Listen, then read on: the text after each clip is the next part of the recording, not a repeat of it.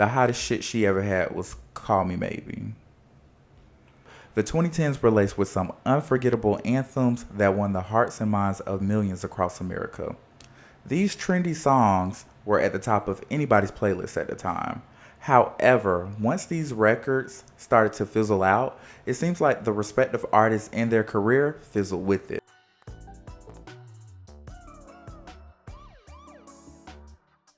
Welcome back, it's Brad Hylton, your favorite entertainer. And if you watch my Chloe Bailey and Normani video, then you'll know that both artists, although very promising, were on the brink of becoming one-hit wonders. So join me today as I actually talk about some of the people who ended up becoming what I deem a one-hit wonder of the 2010s. And make sure you stick around to the end where I will tell you guys who I believe had the best one-hit wonder of them all. So you guys, I want to preface this video by saying this is my opinion. You can argue with your mom. Matter of fact, don't even argue with your mom about it. Argue with me in the comments, okay? Because I like to argue. So it's who I believe has a one-hit wonder. I don't really care how you feel their career is going, but they ain't popped since. So let's get started with our very first song. So in 2010, the Cali Swag District won our hearts with Teach Me How to Dougie. So the song peaked at number 28 on the Hot 100, and critics have even said this song picked up where Crank That Soulja Boy left off.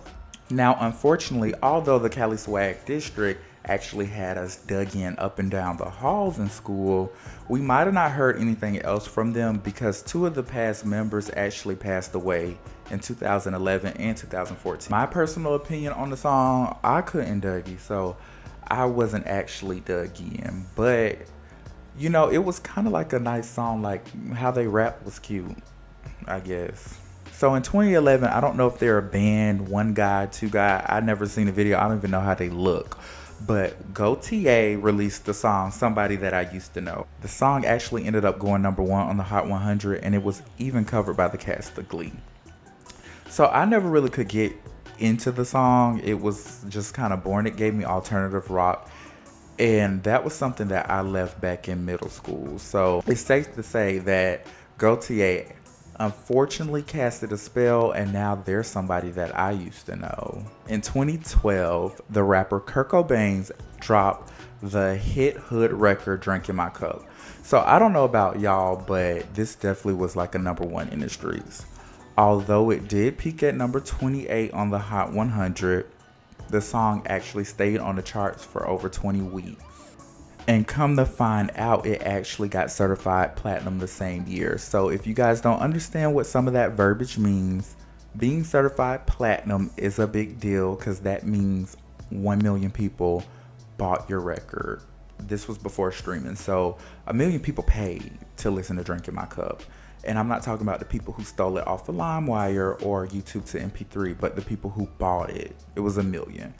Now, after he released Drink in My Cup, he did put out another record with the rapper Meek Mill that failed to actually take. And then I think he released some more like loose singles that didn't really do anything. The next time we heard anything notable from Kurt Cobain was when he teamed up with his replacement, August Alsina, for the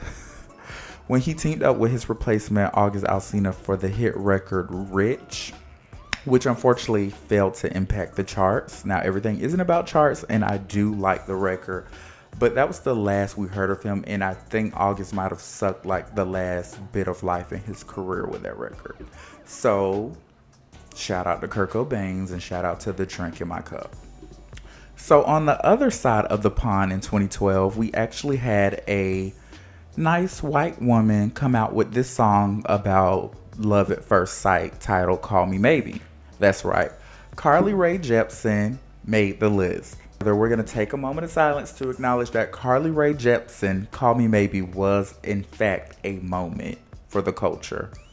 This song has probably the most accolades. Actually, this song probably has the most accolades for someone whose career didn't do much. Let me read them off to you. So not only did the song go number 1 on the Hot 100, which is a coveted position, not many people have that to their credit, shout out to Mariah Carey, but the song also was Grammy nominated.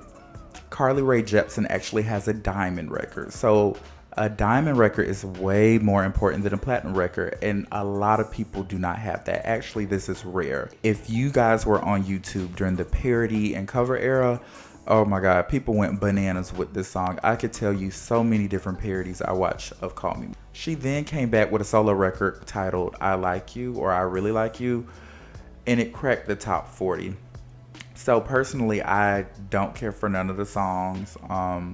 It was a cute moment. I knew it. I heard it. I couldn't get away from it. The song was worldwide. This is when number ones matter. I don't know none of these fucking records from Carly.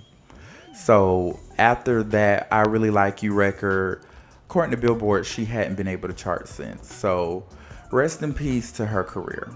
Hottest shit she ever had was Call Me Maybe. This chick who kind of looks like Queen Latifah, but she seems sweet, she released this record called Ooh. And I think it was a moment. I'm not really sure because around that time I was actually into pop very heavy, so I didn't know what the rap girls were doing. So the song is regarded her breakout single, and it actually cracked the top 20. The sad part is after she broke out, they caught her and they sat her back in to independent jail because she didn't have anything after that. I don't recall her releasing an album. I think she dropped something in 2020 or 2019 that failed to make any impact. And I'm gonna go ahead and give you guys a little tidbit. I did not know about this song at all until Nicki did a freestyle, the Pink Print freestyle. I really didn't know who this chick was. I didn't know what it was. I don't know.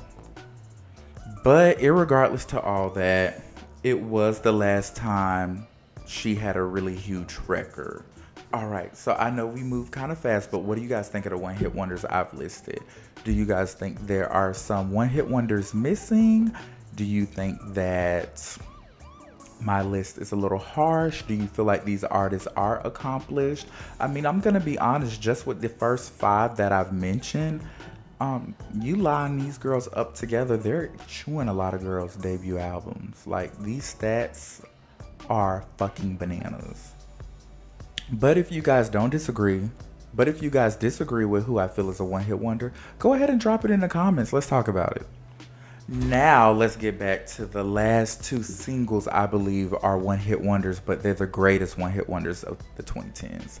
So, in the glory year 2014, one of my very favorite years, the debut single cracked the top 10 on the Hot 100 at number 6. Do we know who I'm talking about? We're talking about Bobby Shmurda and Hot Boy, or Hot N-Word. So this song, again, wasn't really anything that I was actually interested in. I knew it was going crazy on Vine. Do you guys remember Vine? It lasted for one summer, and then Instagram with her nasty ass took her people back. But Bobby Shmurda actually had, he had a top 10. Bobby Shmurda scored himself a top 10 with Hot Boy.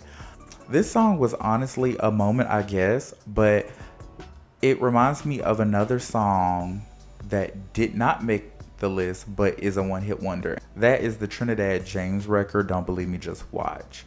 So I feel like both of those songs are like yin and yang. Like, they sound just alike, but they did the exact same thing. Like, they were here and they were gone. Like, they were gone with the wind, but unfabulous.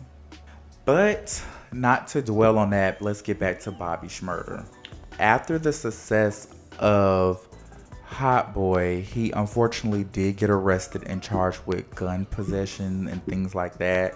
He did make bond, I think, but somehow he ended up getting locked up. So I don't know what went wrong in that recipe, but he got locked up and he didn't get out till 2020.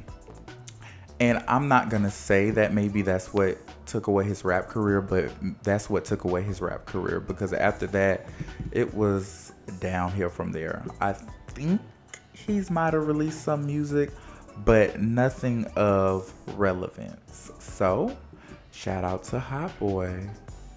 The greatest one-hit wonder of the 2010s to me is Trap Queen by Fetty Wap. Woo!